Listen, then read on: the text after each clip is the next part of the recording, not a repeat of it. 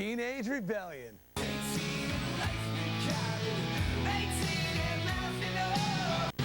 Hot Chicks. Going down the only road I've ever known. Tight Spandex. I went to a party last Saturday night.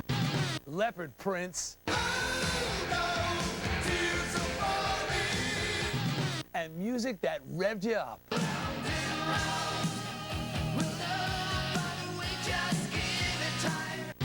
We've got more hair than you can handle, right here on VH1's Top 40 Hair Bands of All Time.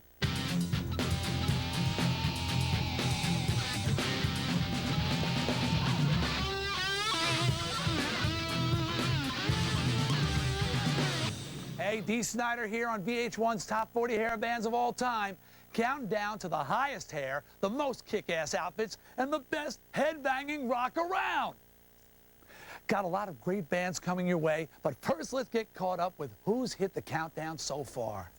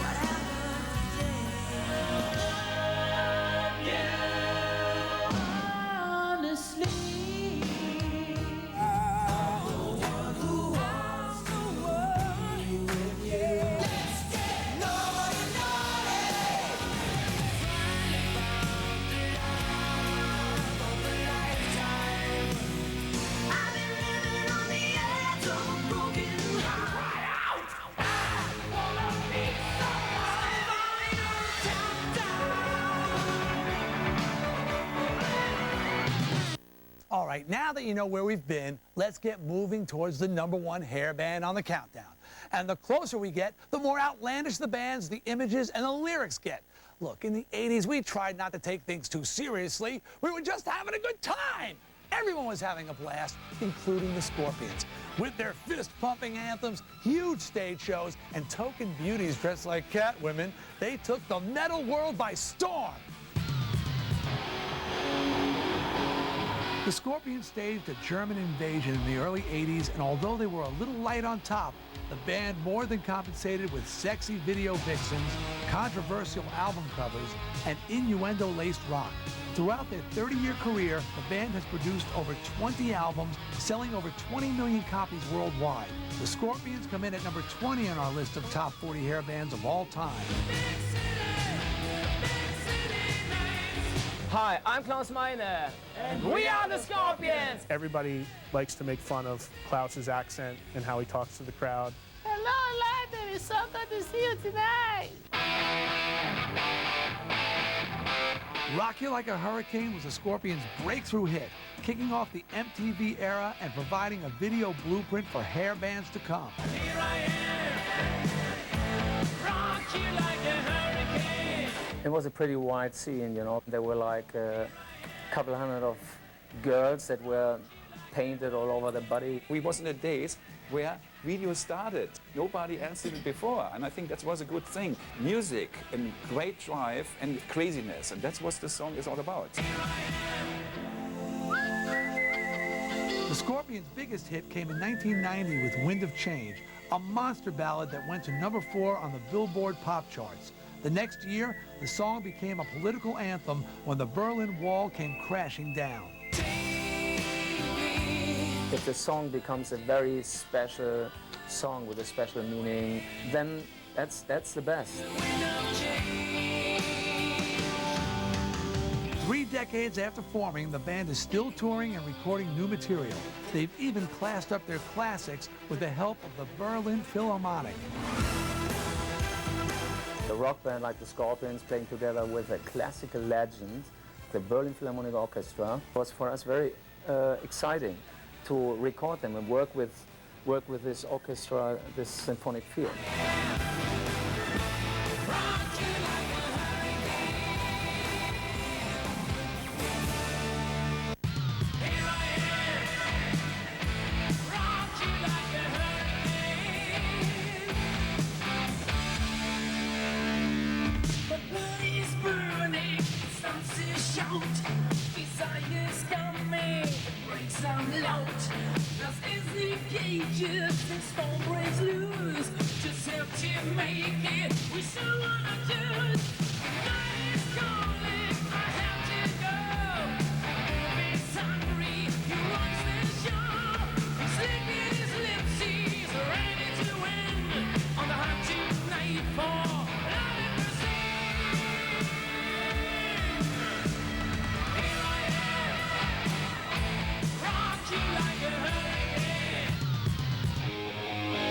Number 19 on our list of top 40 hair bands of all time, Britny Fox. Their music never hit the top 40, but this guy band with a girl's name took 80s glam to its gender-bending max.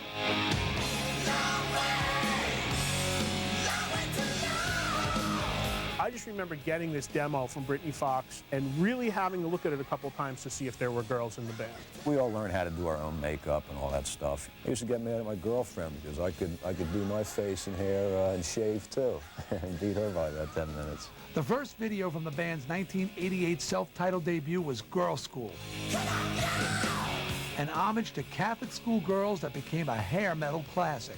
Northeast Philadelphia is just loaded with all-girls schools, and they wear short skirts. A lot of times they get handed down, so eventually you have girls wearing skirts that are way too short for what they're supposed to be. That was the inspiration for that song.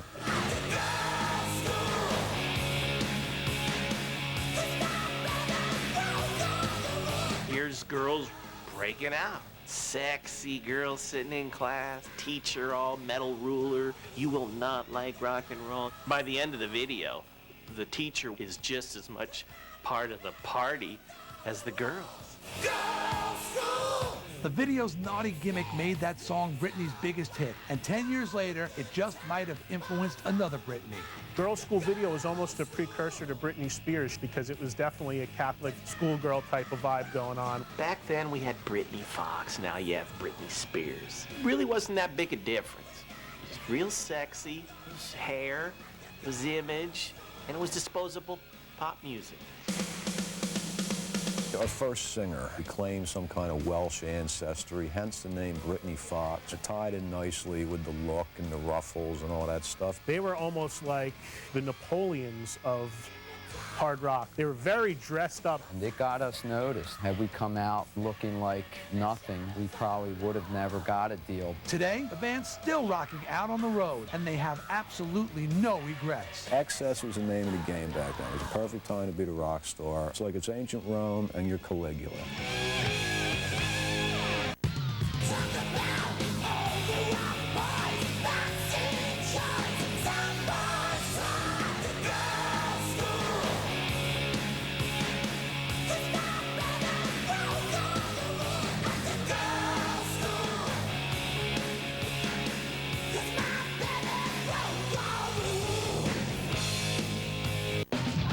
Up next, Dokken still rocking.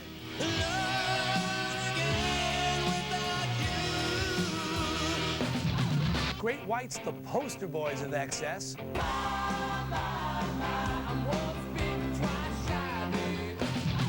And Kiss, in one of the worst career moves of all time, decide to shed their makeup and tease their hair.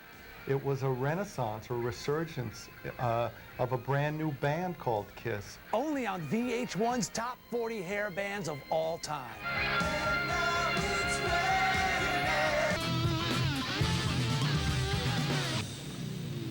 The message is sex. So the tops are flying off at the shows.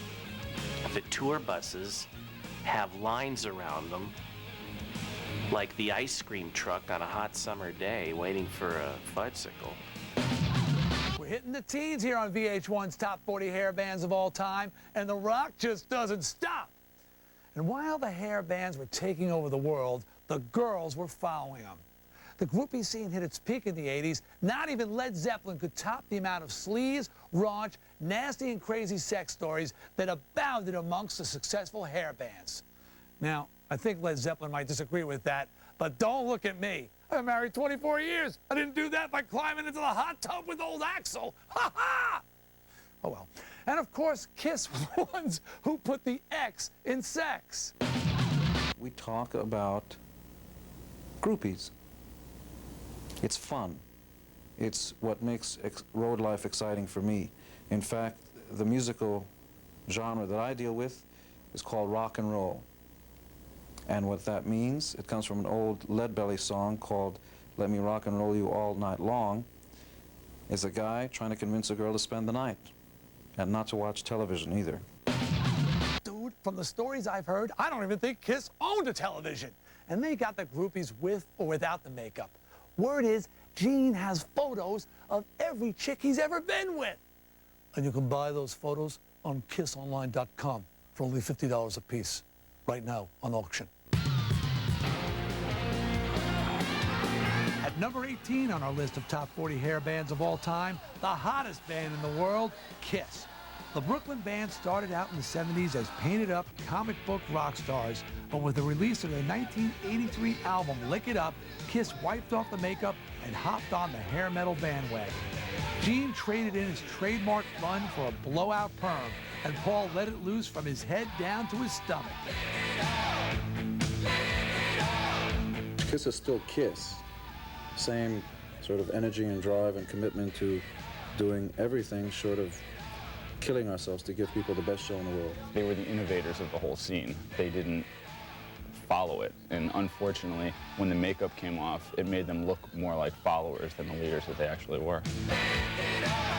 We didn't feel honest or comfortable with the makeup anymore because in hindsight, the makeup really belonged to the original lineup. And if we weren't a good enough band to exist without the makeup, then we were ready to face our fate. It was a renaissance or resurgence of a brand new band called Kiss.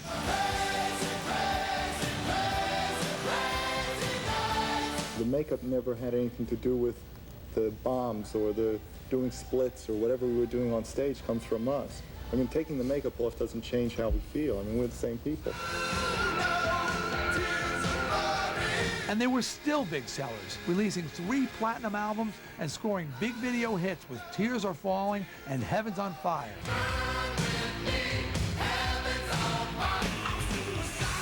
Kiss were actually better musicians when they had the makeup off. Bruce Kulick, Eric Singer, I mean, they were probably some of the most underrated musicians out there at the time because everyone was constantly comparing them to the band in makeup.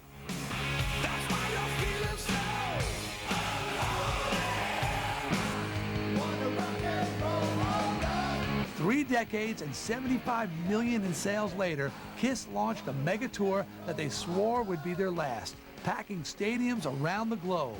I can hear you party every day. They'd actually now play to almost 4 generations of audience when they play and do anything from the 70s to the 80s to the 90s. We want to go out while we're still on top. You know, we're going to leave you with something that you're not going to forget. And whether you want to call it hair metal or, you know, you pick the name. I call it entertainment.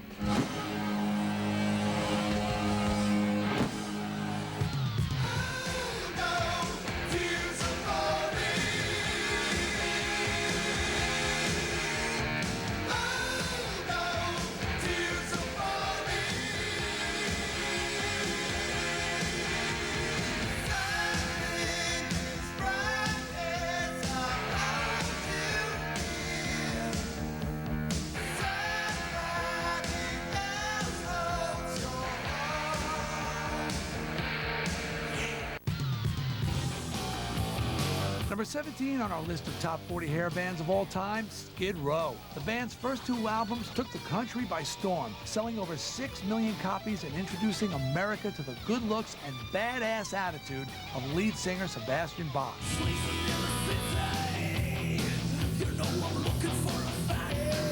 To Sebastian, he's just psycho. Sebastian was this maned, enormous kind of rock god. You know, this kid is like 6'6". He had hair for days. I have a problem with anything that's been done 30,000 times. That's why no other lead singer in the world has hair like this. The band's in-your-face mix of punk and metal was a recipe for rock and roll rebellion. Since I was born, they couldn't hold me down. That's everything that arena rock stood for. I mean, you know, just kids going nuts, pumping their fists in the air. It's like an adrenaline rush. It's like a lightning, you know, bolt going right down your back. You know, you just get out there and go, "Hurrah!"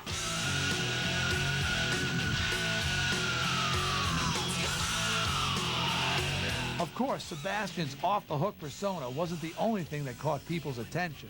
Who from that era will ever forget Rachel Boland's nose ring to earring connection?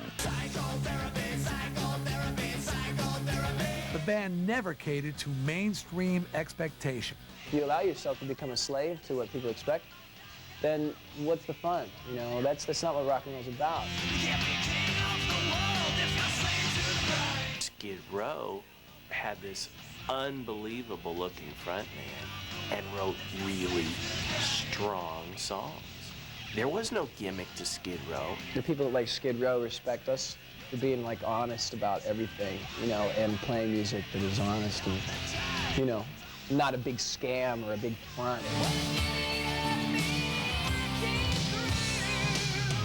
That honesty resulted in 2 top 10 ballads and a second album that debuted at #1. Their songs were heavy enough to kick the shit out of someone to, and their ballads were tender enough to make out with your girlfriend too. I mean, there was just nothing about this band that wasn't done perfectly. In 1996, Sebastian Bach went solo, and Skid Row has reformed with a new singer and drummer. But die-hard fans still hope the original lineup will get back together. If there's a band right now that could reunite and matter in the year 2001, it would be Skid Row, because they still have that pomposity, that big rock and roll in capital letters that, you know, could almost give Guns N' Roses a run for their money.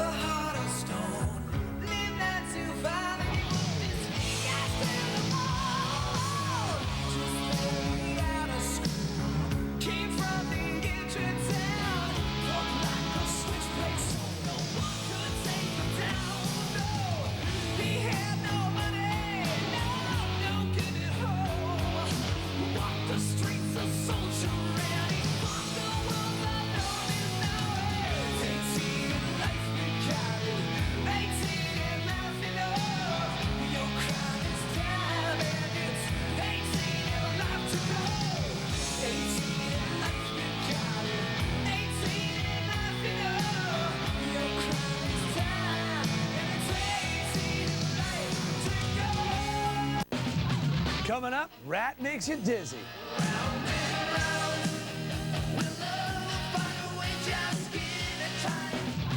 Lita Ford gets hot and heavy with a guitar. It ain't no big thing.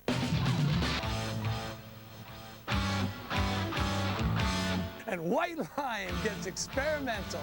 We kind of became almost the guinea pig, the scapegoat. More hair, more color, more girls, more chicks. Next on VH1's Top 40 Hair Bands of All Time.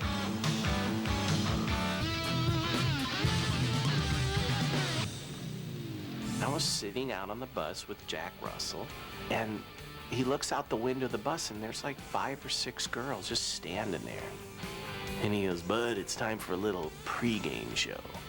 And I said, "Well, I'm gonna get off the bus." He goes, "That's cool. I'll see you in a little while." I get off the bus. He sticks his head out the bus door and he does this. And the first girl gets on the bus and you see him smile at me and he walks to the back of the bus. Half hour later, Jack emerges, the girl emerges, and she's all like giddy from her experience. And he sticks his finger out the door again, and he does the come hither. And the second girl in line hops on the bus.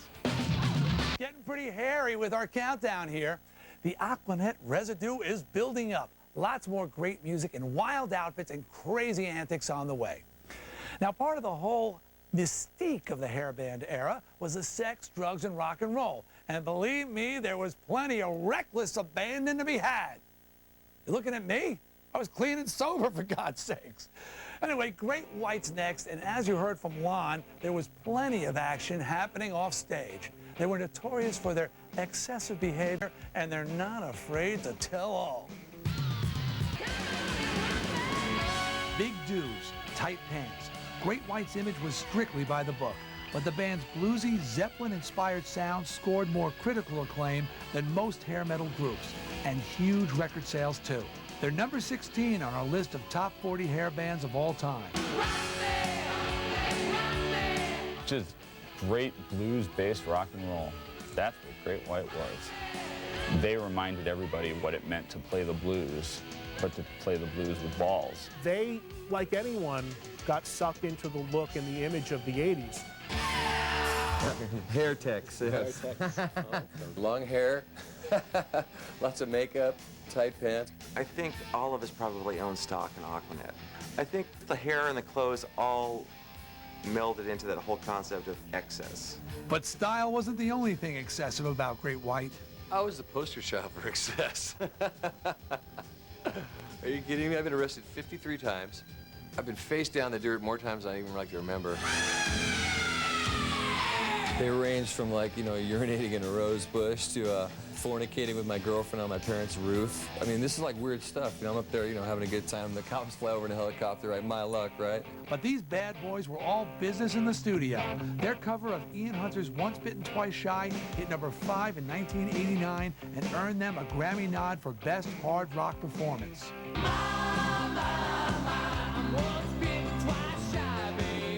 Great White did a magnificent cover of that track, and they added the elements of the girls. This is the first time you see Bobby Brown before her cherry pie appearance. Jack waves the girls in. Come on, girls. Let's sing.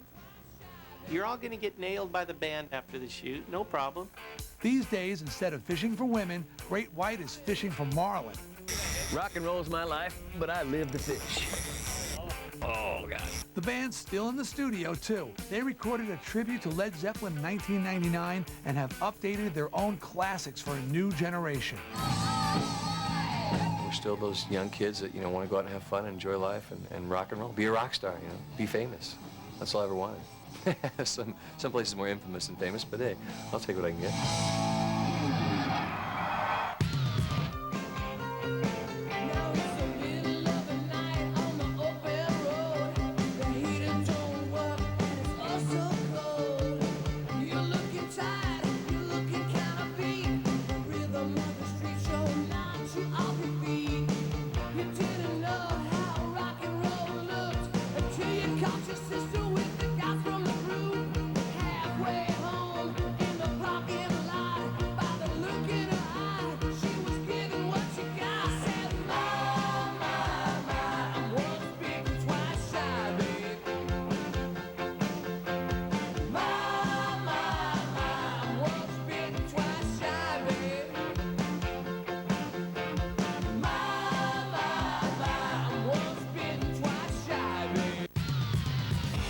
Lita Ford first gained notoriety in the 70s playing with Joan Jett in the all-girl group The Runaways.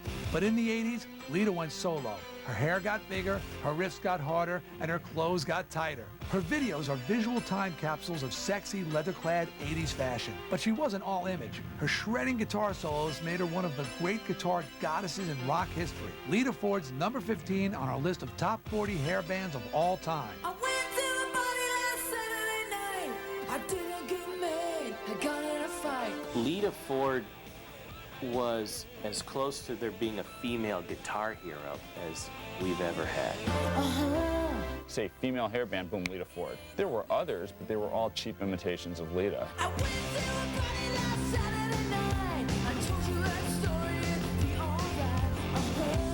There's the humping of the guitar, the licking of the ice cube, the incredibly tight spandex, the big blonde hair, those cool-looking BC Rich guitars.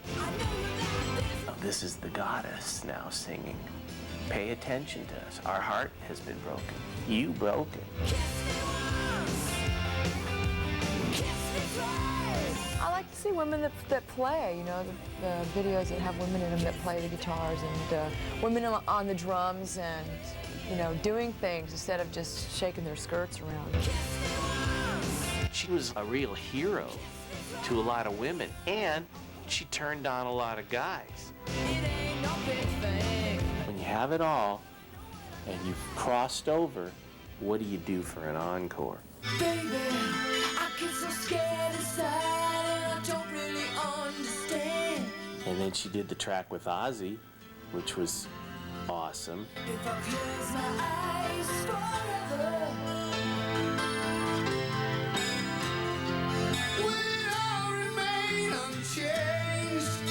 Lita hasn't given up on her music yet. She released a live album in 2000, but she longs for the time when hair bands ruled the airwaves. There was some great music in the 1980s. Powerful, earth-shattering guitars, blistering music.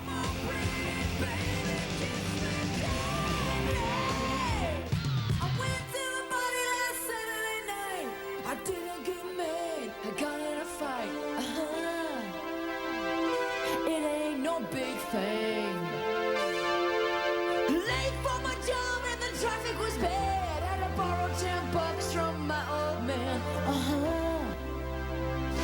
It ain't no big thing.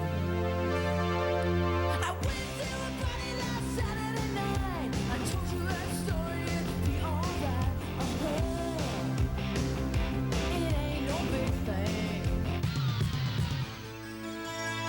White Lion had all the ingredients of a killer hair band: a sexy frontman, a day-glow wardrobe, and lots of hair. Not to mention 2 top 10 hits and a double platinum album in the late 80s. They're at number 14 on our list of top 40 hair bands of all time. Lion had an amazing guitar player, one of the more dynamic frontmen of the era. Some of the greatest musicians were in these bands, and they didn't get the recognition they deserved because of the way they looked. We just fell into a time where videos exploded. So we kind of became almost the guinea pig, the scapegoat, more hair, more color, more girls. The hair got bigger, and the shirts got frillier, and the spandex got tighter. Competition was Diamond Dave. Well, you better make sure that you can live up to that. They were very much based on a Van Halen principle, where it was the good-looking frontman up front and the laid-back guy burning on guitar. Little child. The visual aspect is what people remember more than maybe the sound, because it was such a visual time. Just look what we have done. I know I was part of the 80s, but hey, I didn't kill anyone. Give me a break. When the children cry, let them know we tried. When the 80s ended, so did White Lion, as the band's pretty boy image made it difficult for anyone to take the band seriously. But singer Mike Tramp remains a rock star at heart. I live rock and roll till the day I die. That's the music I play, that's the only music I know, and that's what I do.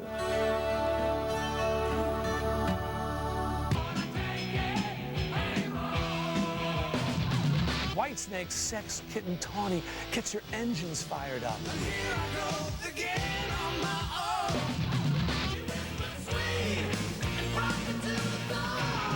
And the dancing madman, Kip Winger and his band, tries to make a sale. Honestly, it gets a little frustrating when people focus on your looks. But I mean, I was out there selling that too. So, you know, I can't blame anyone for that. Right here on VH1's Top 40 Hair Bands of All Time.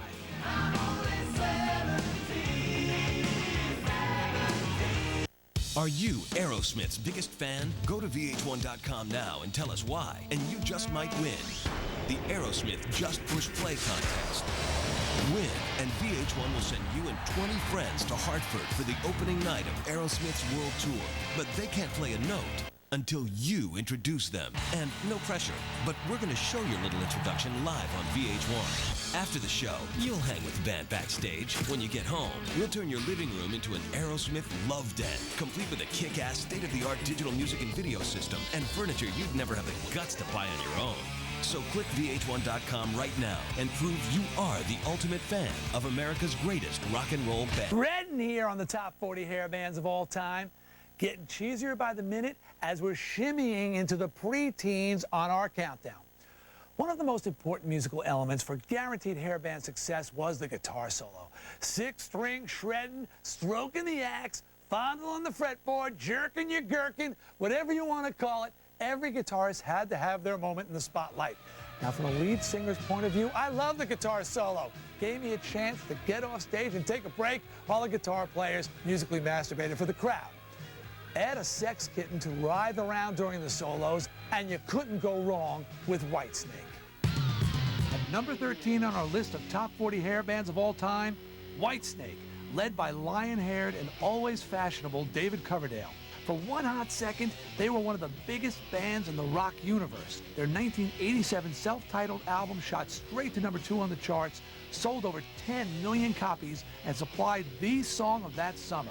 It didn't hurt that Coverdale's wife at the time, Tawny Katane, came along for the ride.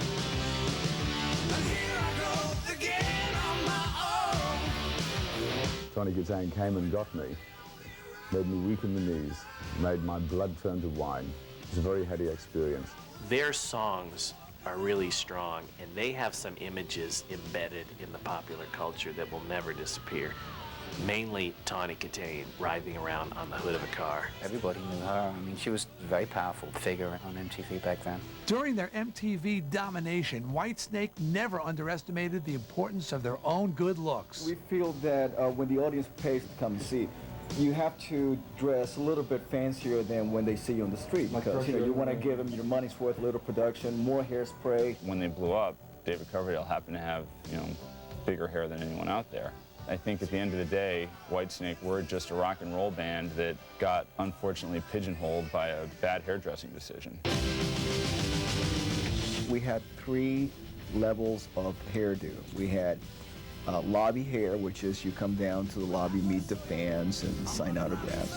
Then you had your arena hairdo, which was kind of like bigger. Then you had your stadium hairdo, which was like this big.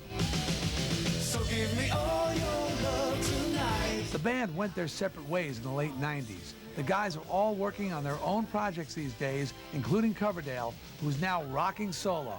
But the band will always be remembered for 1 or 2 things. Those videos define that era. You know, the car, the hair, the girl, I mean, all the tasty bits, I mean, and the songs, too. Here I go again on my own. Going down the only road I've ever known. Like a drifter, I was born to walk alone. And I've made up my mind. I ain't wasting no more time. Winger formed in 1986, and by the time the late 80s rolled around, the band was everywhere, thanks to a huge debut album, 2 hit rock songs, and 1 inescapable power ballad. Winger's number 12 on our list of top 40 hair bands of all time. Well, Winger was a really fun band because we were really focused on musicianship, and we got lumped into the, quote, 80s band category, which was fine because we had a great time doing it. But the band quickly became the brunt of everyone's jokes. Winger would have to be the quintessential hair band, right? Wow, that's tough. I mean, there was some poodle rock going on there. What's really great about Winger is here success came to a really good guy, Kip Winger. A great looking guy, a guy who paid his dues by playing bass behind Alice Cooper, a guy that wrote some really strong songs. Here's the unfortunate part. He became, because of Beavis and Butthead, everything that was absurd and wrong with the 80s metal scene. That guy really dead? He became like the poster boy for absurdity. And that's too bad. Honestly, it gets a little frustrating when people focus on your looks. But I mean, I was out there selling that too. So, you know, I can't blame anyone for that. No one, but they did get involved in that 80s look and the 80s hair thing very much. The band faded away in the mid-90s, but Kip Winger's still making music. He's released 2 solo albums, and he's still defending the band's legacy. We were just 4 musicians that came together and wanted to do a really cool band, but a lot of people that were kind of prejudiced against certain bands, and we were one of them, never did see us live, you know, maintain that prejudice to this day, I think. Coming up, Dokken's got the look. Try so hard to make you see. And Slaughter's got rock and roll credo, man.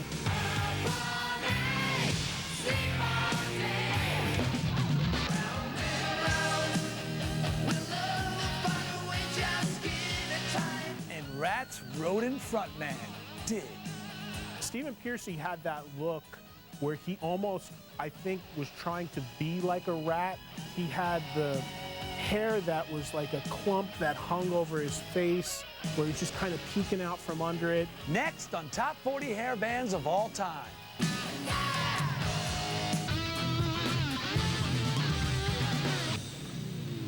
The lifestyle of the 80s metal scene was... It was Sunset Boulevard on a Saturday night, bodies strewn over cars, clad in leather and studs, moose, abuse, on the loose, guys just starting to paint themselves up and down, the ink to get the pink. It was a crazy-ass time. Rocking our way to the top here on VH1's Top 40 Hair Bands of All Time. Got the top 10 biggest hair bands on the way. More cheese, more chicks, more hot pants. You know, my band Twisted Sister was one of the few that originated right here on the East Coast, specifically New York City, the place that never sleeps. But in the early to mid-'80s, LA was a hot spot for metal, and specifically hair metal. The Sunset Strip, the Whiskey A Go-Go, Gazzari's, the Rainbow, all places where some of the biggest stars in rock got their start. And if you were out there, you know it was a big, wild party. You had all kinds in L.A. You had pretty boys with the frills and fringe and down boys with the leather and tats. But no matter how you look at it, they all had the hair. But most importantly, man, they had the hits. In at number 11 on our list of the top 40 hair bands of all time, Ratt. They were one of the first bands to make an impact on the hair metal scene. It was all about frontman Stephen Pearcy's notoriously flipped hairdo, Warren DeMartini's manic guitar solos, and the band's fashion sense. Contagious hits like Round and Round and Wanted Man helped Ratt sell over 3 million copies of their debut album, Out of the Cellar. Was a hugely influential band. If you think about Bon Jovi's first real tour was opening for Ratt. They were leaders, and they had all the elements too. They had this kind of arrogant, sexy frontman, guitar hero, great drummer, tons of hair.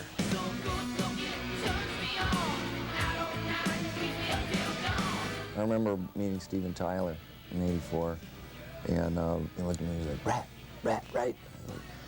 Yeah, and he's going, dude, you made it, you made it. And round and round, look great, you know. He goes, the only thing is, man, you got to rat your hair out more. And he's just like going like this, and like, I was like, okay. So the big hair, I was just following orders, you know.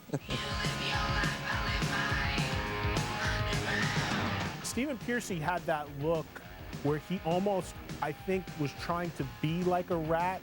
Like, he had this kind of rodent-esque type of movement and quality to him. He had the hair that was like a clump that hung over his face, where he's just kind of peeking out from under it. But it wasn't all image. The band had musical chops too, putting out 3 more albums that all went platinum.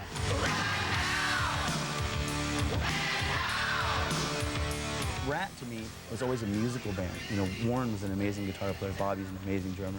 Juan Crucier was one of the best bass players of the era, you know what I mean? Pearcy was that front guy, you know, he had the whole thing. They dressed really funny. I define rock and roll music as a different breed of animal, nice and nasty, safe sleaze. It's fun. It's interesting fun. Ratt's music eventually came to epitomize metal in the 80s.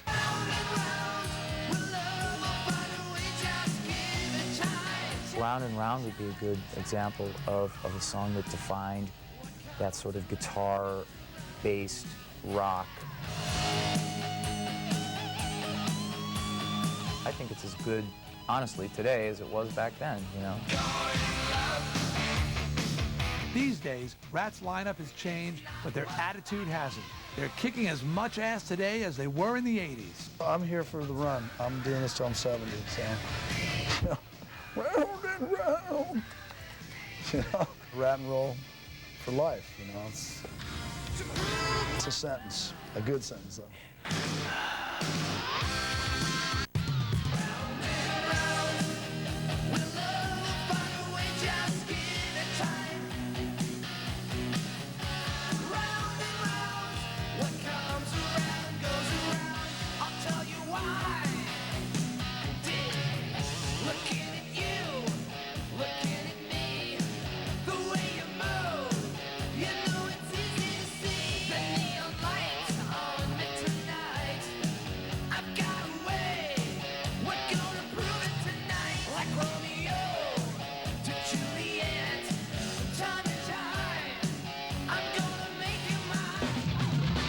Crazy stage antics. Matching white leather. Spiked hair.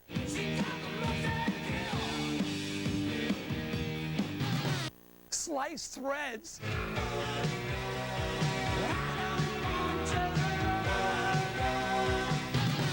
And music that makes you bang your head righteously. It's like a page right out of your friggin' yearbook, right here on VH1's Top 40 Hair Bands of All Time.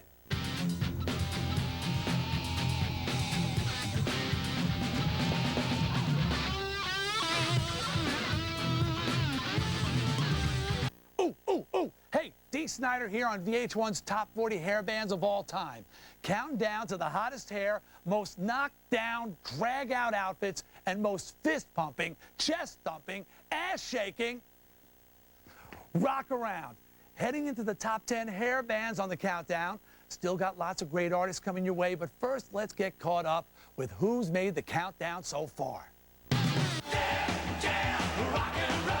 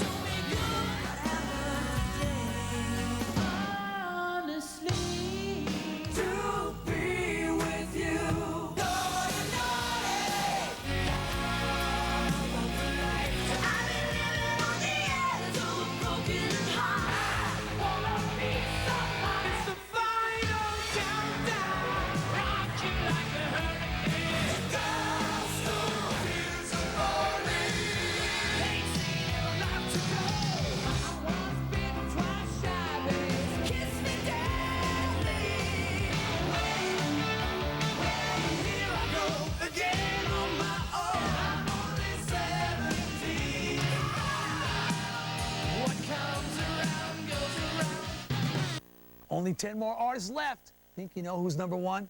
Don't know how to figure it out, huh? Well, we've only got 10 bands left, and they all have huge hair, crazy outfits, big stage shows, and music that helped take the metal to the masses. Now, whose hair was the highest? It was a battle to the hairspray aisle.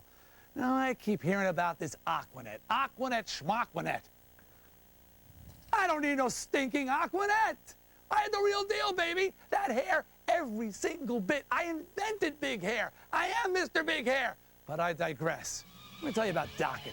Dokken had all the musical elements and didn't have to follow the trends. But as you'll see, they just couldn't help themselves. At number 10 on our list of the top 40 hair bands of all time, Dokken. Fueled by the intense power of George Lynch's guitar, the scorching vocals of frontman Don Dokken, and a series of way out there videos, the band was pre-programmed for 80s glory. By the end of the 80s, they already scored 3 platinum albums and millions of fans who shared their love of hairspray and cosmetics. It was an androgynous looking band, Dokken was. That's, everybody knows that. You got eye makeup more than your mom ever thought about wearing, and if your hair wasn't stacked to the sky, I mean, you were just not there. That was what you had to be. You had to have an androgynous singer in the 80s, period. I mean, I don't know any bands. I can't name one band in the 80s that made it, that didn't have effeminate looking, androgynous, you name one. Culture Club looks aside, Dokken made quite an impression with their flashy and sometimes confusing videos.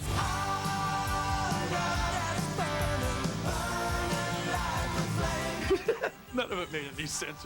All right, you guys do this now. You're firemen. Now you're going to swing over here, and there's a monster. Okay, now, there you are.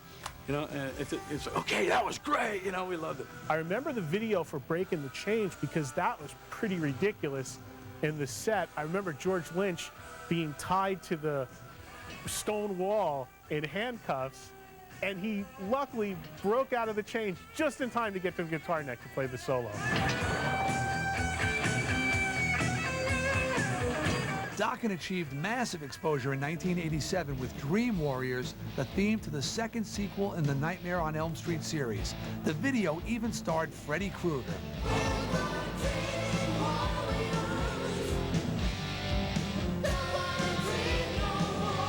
That opened a huge door for us. Hey, do you know Freddy? Yeah, is he in your band? No. He's not in your band. He was an actor. But it was a real good thing for us, and doing the video was just hysterical, and Robert Englund was a real swell guy. The good times didn't last, and Lynch left the band to pursue a solo career. But Dokken still carries on, playing live and taking time to reflect on the past. My biggest happiness in that band was the respect we got from the other bands. You know, it wasn't just a bunch of guys with hair and pretty faces and predictable hook lines, you know.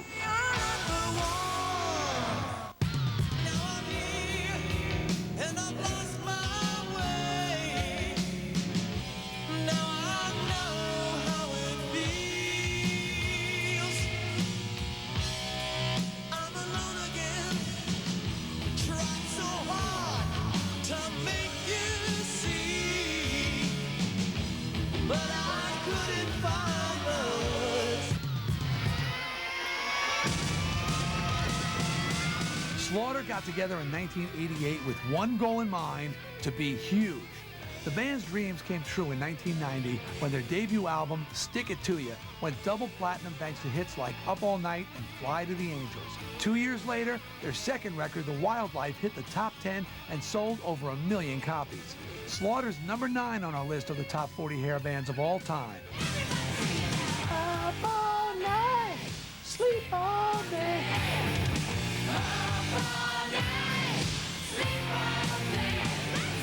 You got this cute guy shaking it. You're a girl. Go out and buy that record. Go to that show. I'm gonna get all worked up. I'm gonna get in the front row. And Mark Slaughter's gonna sweat on me and keep me up all night. Because tomorrow I can sleep all day. Slaughter had this big hair that was always in their face, but I guess the girls saw through it because they loved Slaughter. And I'm sure they still do to this day. How could they resist with all that hair and one piercing falsetto? I know there's hair bands, and it becomes this whole thing of, oh, they're a hair band. Well, you know, we were a band, we had hair, and therefore we are a hair band. Problem was, most people focused on the hair, not the music. They had the appearance that a lot of bands really wished they could have. I mean, they were good-looking guys.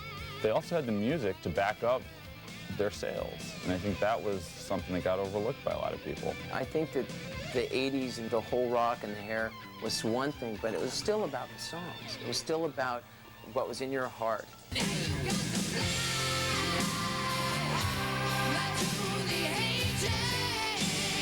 Slaughter continued to record throughout the 90s. In 1998, guitarist Tim Kelly died in a car accident. The following year, the band released their first full-length live CD, 1998's Eternal Live, as a tribute to Tim's memory. Now into the next decade, Slaughter's still out there doing what they love best. We're just a rock band. We love to rock. And it's not about your hair or your makeup. It's about the music. See ya.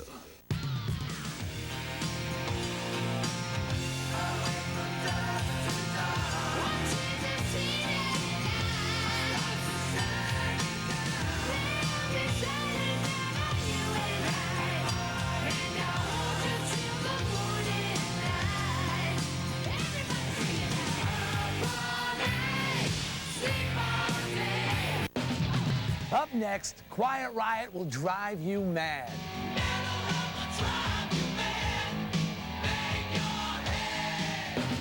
Def Leppard invents a fashion craze. I've got nothing better to just tear off a sleeve here or razor blade these things up until they're just falling apart. And finally, the #1 hair band on the countdown, right here on VH1's Top 40 Hair Bands of All Time.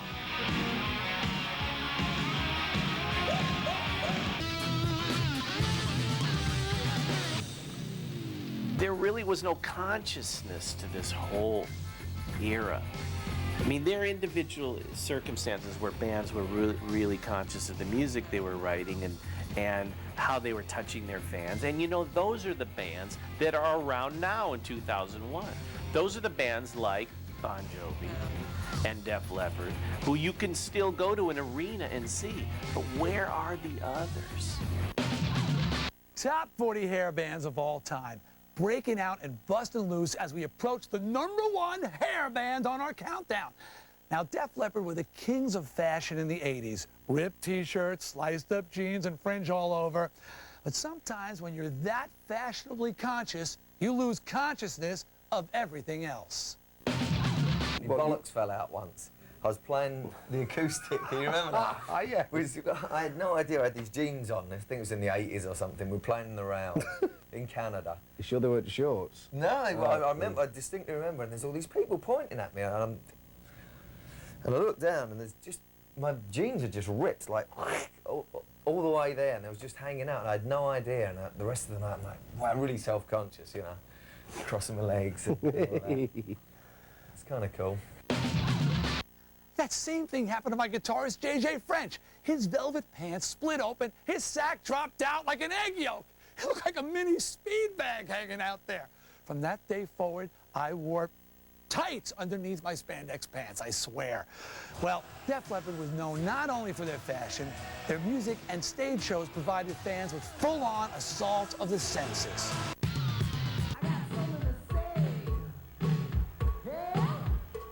Formed in 1977, these Brits fueled the fire of the hairband era. With their trend-setting style, hockey haircuts, and a slew of arena rock anthems that exploded into pop blockbusters. Joe Elliott cultivated the mullet. He was the guy who had a mullet going, and he also had a lot of people that took that look from him with the short on the side and the real long in the back. Actually, all the way through the 80s, we were very responsible for inventing our own fashion. I've got nothing better to just tear off a sleeve here or razor blade these things up until they're just falling apart. Just to look different from everybody else. Their laid-back image and radio-ready sound helped the band go from metalhead pinups to mainstream pop stars. We attract a lot of female audience, or did back in the 80s, because we were A, young, not the ugliest band in the world, and lyrically it was very much the guy singing to the girl.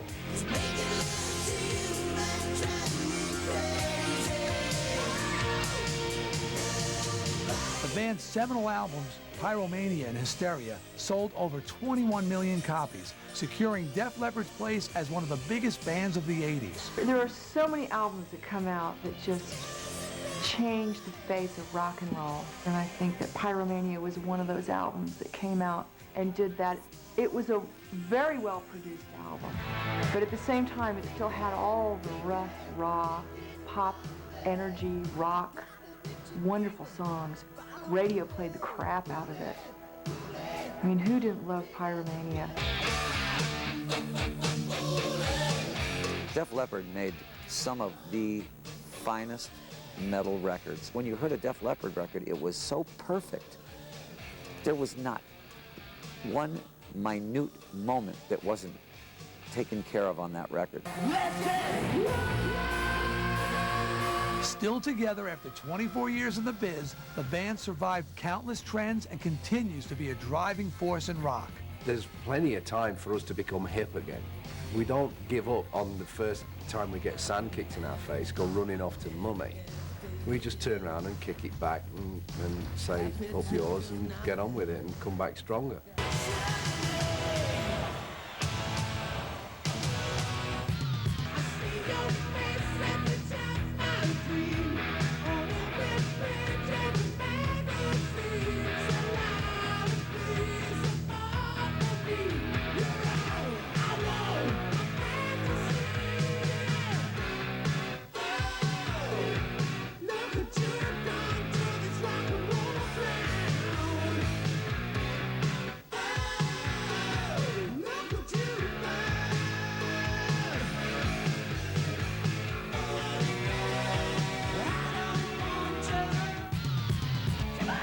They started out in 1975. 8 years later, Quiet Riot made history when they became the first heavy metal band to have a #1 album on the charts. 1983's Metal Health went multi-platinum and scored 2 larger-than-life hits with Bang Your Head and Come On Feel the Noise. Quiet Riot's #7 on our list of the top 40 hair bands of all time.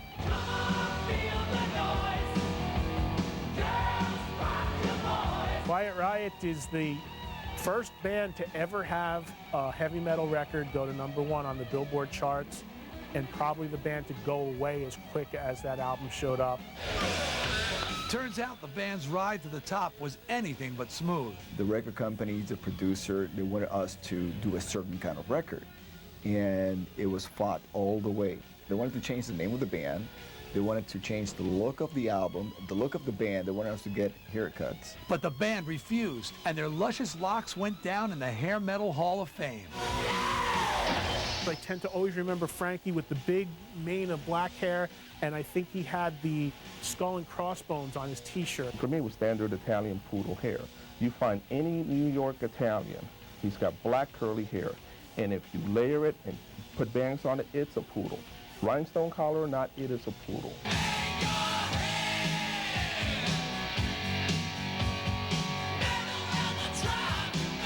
Thanks to massive exposure on MTV, the band was writing the book on 80s style. And we saw fans out there that were all wearing bandanas and striped things and a Target shirt like Rudy would wear. It was definitely a fashion statement, maybe a cheesy one, but it was a fun one. But there are sometimes the band would rather forget. And there's still a couple of things that make me squirm when I see it, such as the licking the bass and stuff like that. But let me tell you something, that was honest.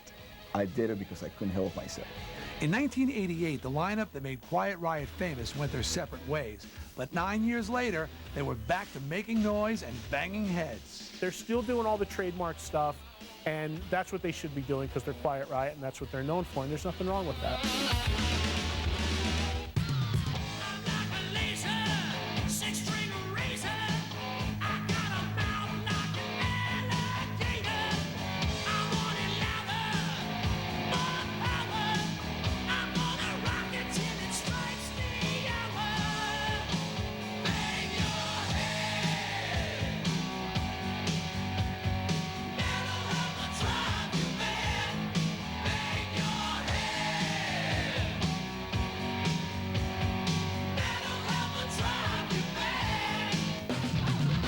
up, Warrant makes a model famous. Cinderella's Eric Brittingham wins the award for the best hair. I didn't know if it was real or not. When I first met him, I was like, wow, dude, you got some great, is that hair, real hair? And it was like the best palm tree. Whoosh. And the top 3 hair bands on the countdown. Next on VH1's Top 40 Hair Bands of All Time.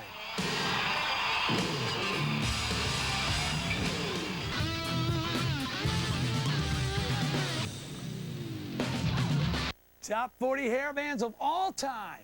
Inch by inch, step by step, spritz by spritz. We're getting ever so close to the #1 hair band on the countdown. Wonder who that might be. Now, another ingredient in the recipe for making a hair band successful was a stage show.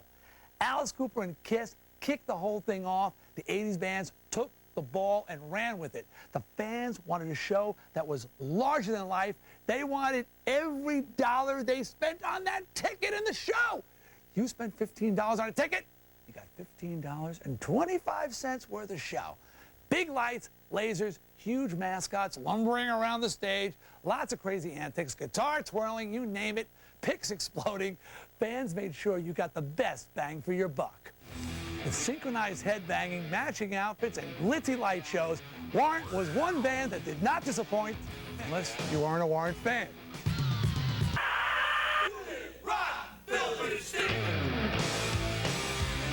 At #6 on our list of top 40 hair bands of all time, Warrant. The band scored off the charts in the 80s style, with all that white leather and crate loads of hairspray. Warrant took sexual innuendo to another level with their hit Cherry Pie, creating one of the most memorable video babes of all time. She's my cherry pie, cool drink of water, such a sweet surprise. I think this is the quintessential sex cheese video of the 80s. And the reason is 2 words, Bobby Brown. There was never a more blatant sexual metaphor in any video or song than cherry pie. I mean, cherry, the cherry pie. It's below your waist and above your knee.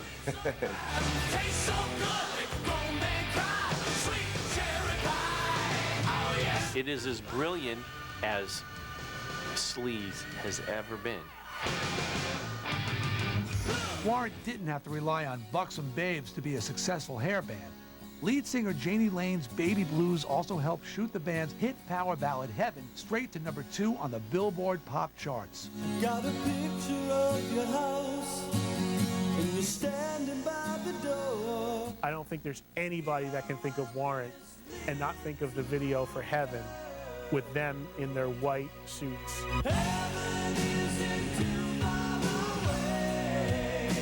Don't really have any regrets except that white leather. White leather is still coming back to get us. So A lot of makeup, a lot of hairspray, a lot of spandex. It was just the height of the 80s right there. you were in a metal band back in the 80s and your hair wasn't sticking out. You were different. You were different. The band has no regrets about their overblown looks. Both their albums in the 80s went double platinum, and they're still doing what they love most, making music. I think the music's really important, actually. We just happened to decorate it with a lot of makeup and spandex. We had a good time, still having a good time. Swinging to the drum, swinging to guitar, swinging to the bass in the back of my car. Ain't got money, ain't got no gas, but guess where we're going if we swing real fast. I'll scream, you scream, and I'll scream for her. Don't even talk, 'cause I can't ignore her. She's my cherry pie, cool drink of water, such a sweet surprise. Tastes so good, make a grown man cry. Sweet cherry pie. In the mid-'80s, Cinderella got their big break after John Bon Jovi caught one of their shows in Philadelphia. He hooked the guys up with a record deal, and the band was headlining stadiums in no time. Cinderella's look and sound took 80s glam to another level. Lots of scarves, buckets of makeup, and a string of blues-inspired hits. The band's first two albums, Night Songs and Long Cold Winter, sold over 3 million copies each. That success, plus guitarist Eric Brittingham's record-breaking hairdo, put Cinderella in at number 5 on our list of the top 40 hair bands of all time. Gypsy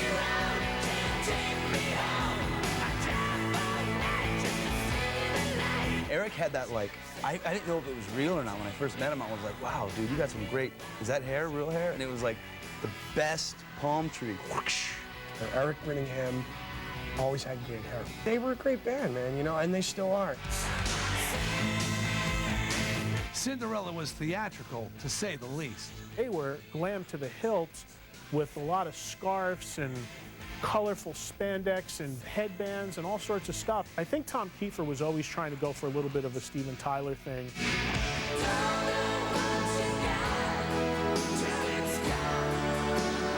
The most important thing is the music. And I've read album reviews on us, and all they talk about is what we wear. The thing that I remember most about Cinderella was getting a copy of the first record and looking at the cover and seeing how glammed out they were. They were a much harder band on that first record than their image appeared to be on the cover of it. The band's live shows were also heavy on arena rock gymnastics. The other thing about Cinderella is the great guitar twirling tricks that they always did. It was like a big thing that they would take them and fling them around their neck, and then they'd come back and keep playing them. I think Cinderella was the first band to do, you know, the guitar toss, as I call it.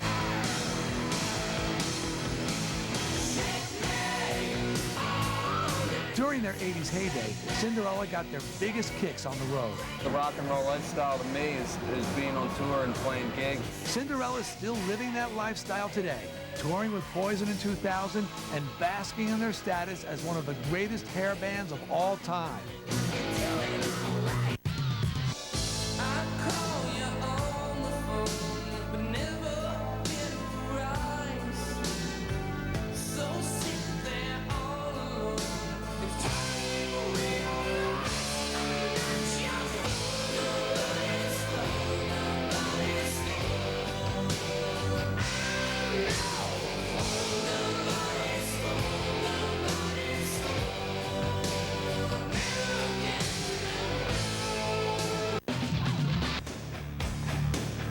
Motley Crue got together in LA back in 1981, sprayed up their hair, painted their faces, and soon became one of the decade's most infamous and influential bands. From 1983 to 1990, the Crue ruled the hard rock world with 4 consecutive smash albums, unleashing a rash of decadent rock anthems and single-handedly raising the bar on hair metal mayhem. That's why Motley Crue is number 4 on our list of the top 40 hair bands of all time. Motley Crue was running the 80s, come on. Everybody was trying to look like them, sound like them. There wasn't enough devils to go around. That period of music was bombastic, loud, decadent. Motley Crue probably represented the most outwardly public bad boy band of that period.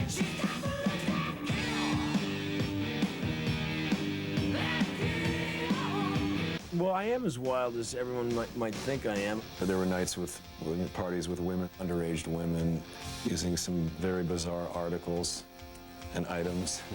I think you understand. You know, we're f***ed up. You know, that was our point in life, was to just see how f***ed up you could get. Excess is best. That was our, like, motto. Hardcore mother that loved to party and have a lot of fun. Nicky would be crashing cars and ODing every day. Fortunately, the band's appetite for destruction was equaled by their talent. At the end of the 80s, they landed 2 top 10 singles, Dr. Feelgood and Without You.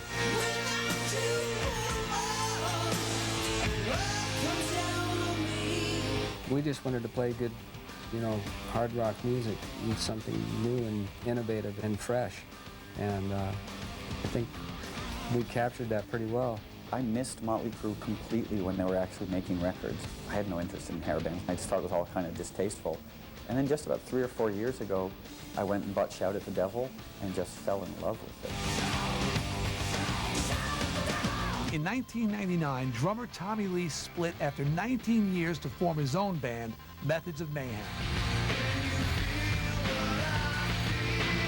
But the Crue pushes on, releasing 2 new records and causing near chaos on the road. Are you still there? And we definitely pushed the envelope more than any other band In my opinion, we just didn't care if we had a hit record or if we died. We didn't care which one happened. As long as something happened, we were not going to be bored.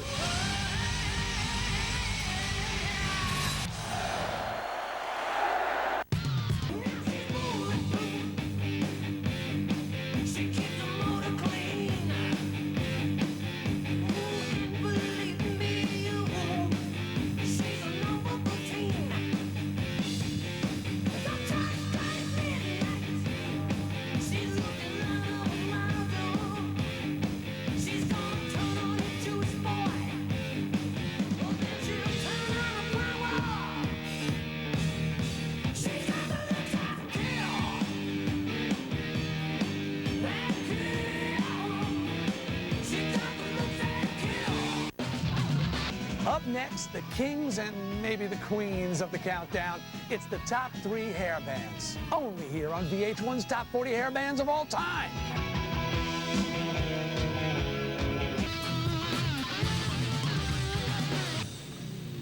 Top 40 hair bands of all time. Heading into the top 3, we're into the upper echelon of hair now. Saving the best for last. Bon Jovi arose from Sayreville, New Jersey and went straight to the top. They had it all. They pulled at your heartstrings, tugged at your rebellious side, and blew out the speakers in your car. But back in the 80s, it was their hair that really got you going. Now, I used to see John down at the Twisted Sister club shows, leaning against the ladies' room door with his hair, with his puckered lips, while I was sweating. That was real hair. That wasn't curls. That was sweat in there. I don't know what I'm talking about. Now, Bon Jovi's hair might have changed over the years, like mine, but it was Bon Jovi's music that had the biggest impact. When it comes to hair bands, nobody had a better main attraction than Bon Jovi. John's frizzy locks and the band's acid wash style touched off a fashion frenzy, and their high-octane stage shows made them arena rock gods.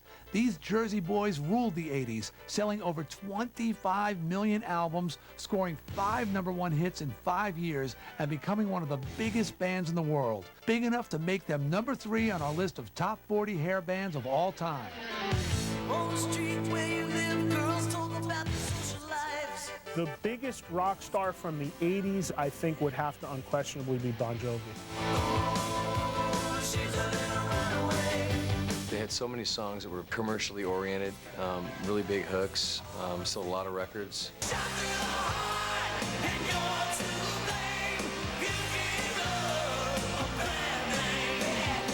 What really made them huge was how they were imaged and how sexy they were. We look like chicks. What can you say? You know, we did. I mean, we had hair that was like up here like this. Matter of fact, we used to have contests. We could have the biggest hair, man. Let's see who had the biggest hair tonight. Long hair, you know, the funny clothes, all the goofy cliches. We lived them. Lived through them, fortunately, but lived them. 2, 3, 4. John's own coif became something of a national phenomenon. Bon Jovi hair was almost a name. Somebody would go into a salon and say, hey, you know what, I want Bon Jovi hair. I guess I'm the credit or blame for the 80s long hair, you know, like every kid in the mall looked. Wanted, dead or alive. Even bigger than their hair were the band's explosive concerts. That's what the arena experience was in the mid-'80s. To be at a Bon Jovi show with 20,000 of your friends and to see these guys that you love on stage playing.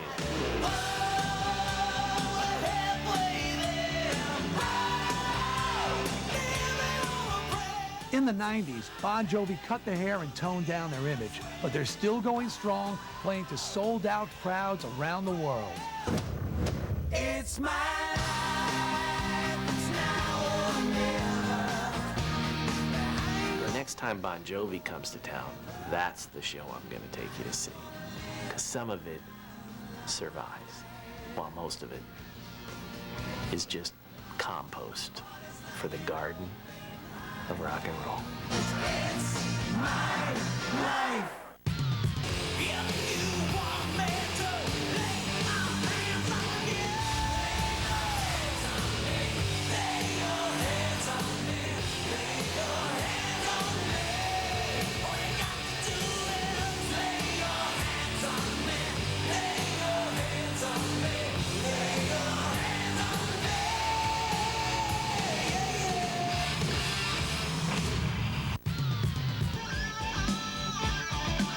They got together in 1973, but it took 11 years and 2 albums for Twisted Sister to make it big. That's when Stay Hungry went all the way to number 15 on the mighty Billboard album chart. That album has gone on to sell over 3 million copies thanks to anthems like We're Not Gonna Take It and I Wanna Rock. And the rebellious videos, big hair and freakish image had parents of the 80s and the U.S. government terrified. That's why Twisted Sister is number 2 on our list of the top 40 hair bands of all time.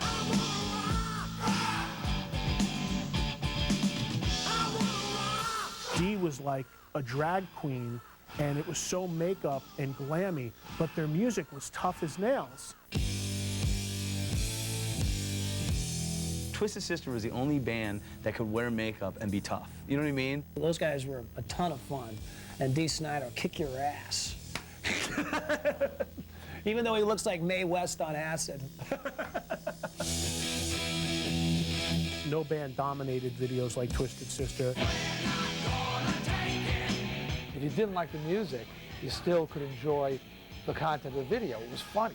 It was a real life, you know, a Roadrunner cartoon. That's what we were trying to create. But the dad, we were the Roadrunner, and Dad was Wile E. Coyote, and he was getting dragged down the stairs and thrown out the window, and all the things that everybody wants to do to Dad at one time or another.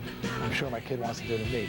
Come on. I don't think anybody packaged the antisocial, anti-parent, leave me alone, I just want to rock message as wonderfully as Twisted Sister. It was a very simple message. It was rebellious, and you're lashing out against Mom, Dad, and all the authorities. All right, Mr. Sister! Twisted Sister didn't just talk the talk. In 1985, frontman Dee Snider walked it all the way to Washington, where he took on the Parents Music Resource Center, a coalition that wanted to slap warning labels on rock albums with explicit lyrics. I'm trying to get adults to see that heavy metal is not totally a bad thing. The experience was really a disappointing one. I thought that I would be carrying the flag into battle, and the whole industry and all the bands and the fans would follow me in. And I'm running in there with the flag, and I turn around and nobody's there. And the industry caved in within a week and gave them the stickers. The truth is, there's plenty for Twisted Sister to be proud of. The band's no-holds-barred classics and comic antics remain some of the most original and uncompromising chapters in the hair band era. We had a few albums in a few years, and then we burned out. But we definitely scarred a few minds, which is kind of nice.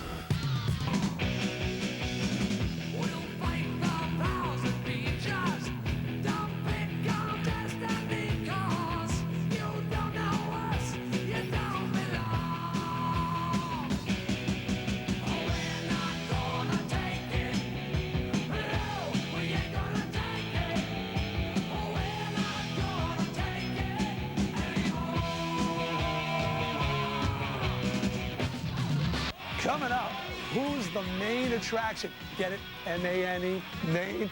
Find out who takes #1 on VH1's Top 40 Hair Bands of All Time next.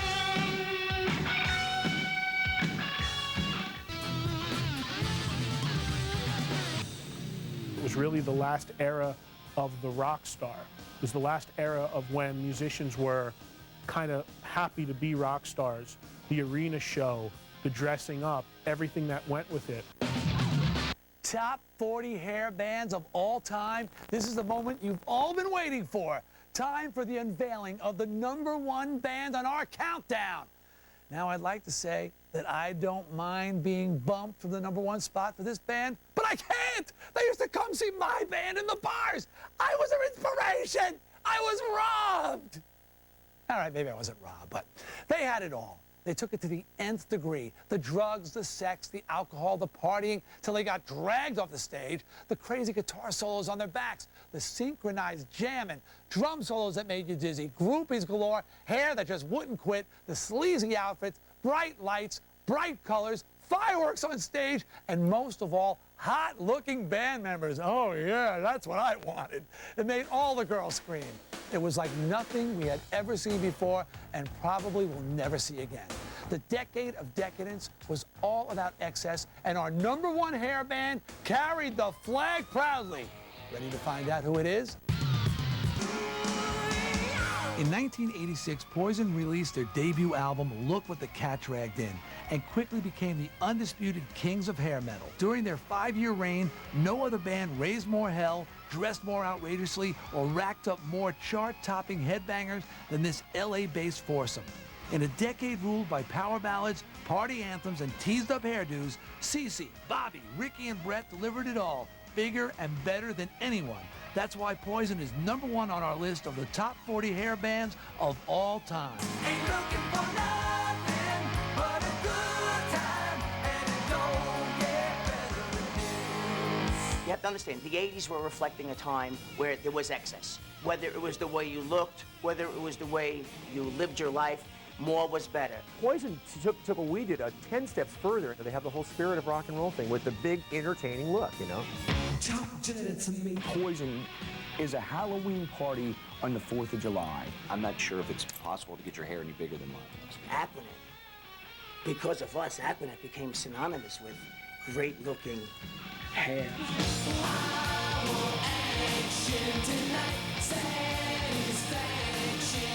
We wanted to be glam because all of us came from a very drab existence, and part of why I play music was to escape and be out there and be outrageous. Everything about the band was outrageous. Their lives off stage were a blur of sex, drugs, and rock and roll. It was out of control. I mean, the things that we've seen, done, experienced, whatever, you know, I've seen things that people shouldn't see. I think we're nice people in general, but there's a little evil side to us sometimes. Sometimes I look at it and I go, man, it's insane. I wanted to live it for the moment I was living in and just let the cards fall where they do, you know? Amidst all the hairspray, makeup, and mayhem, Poison became an inescapable musical force. By 1991, the band had scored 3 consecutive multi-platinum albums and a string of arena-rocking hits that fans are still pumping their fists to.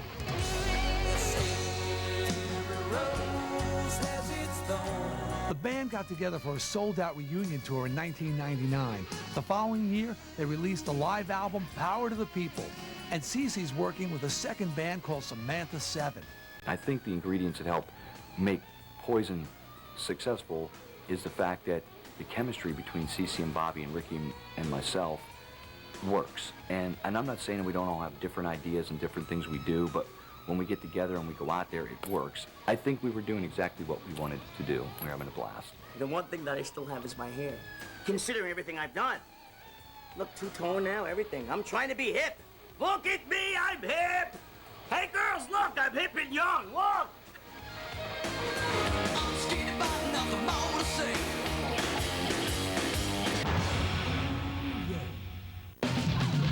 Hi, this is Brett Michaels of Poison. Right now, you are watching the #1 glam metal video of all time. And I thank you. Talk dirty to me. Thank you.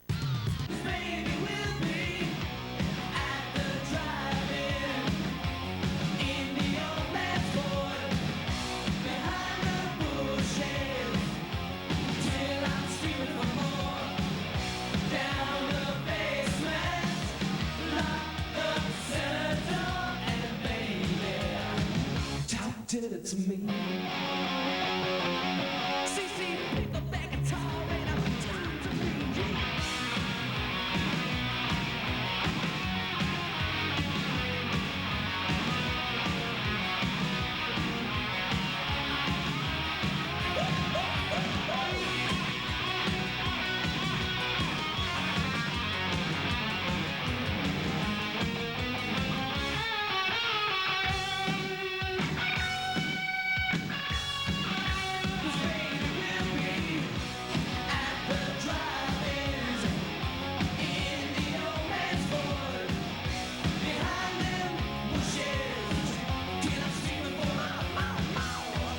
From Hanoi Rocks to Twisted Sister to Poison, I had to get my band's name in there, 80s pop metal brought the rock to the masses.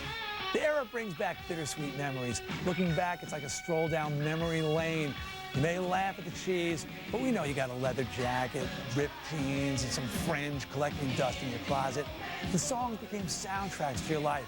The band's icons of a lost generation. The music created by the hair band survived the test of time and made an impact on music that no one will ever forget. Somebody give me a tissue.